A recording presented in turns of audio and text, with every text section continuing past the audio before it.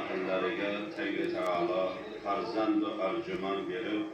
bu farzand va arjumanlarini shukronasiga bugun haqiqat ehson dasturxonini yozib,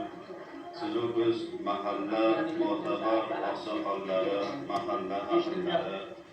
qaysi aqrabolar, xudo anda yori birodarlarni chorlab, birgalikda bu farzand va arjumanni haqlariga duoyi xayr qilsa-ku,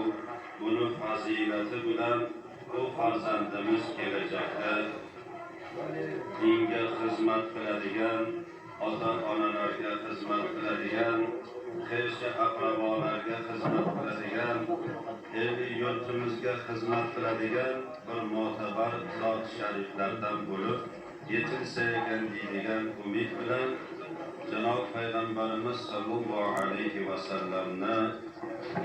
sunnatlaridagi ko'rsatilgan haqiqat ehsonini yozib, sizu bizni chorlagan ekanlar. Tangri taolo niyatlariga binoan bu farzand va arjumanlarini kelajakda shunday mo'tabar zot sharif bo'lib yetilishlarini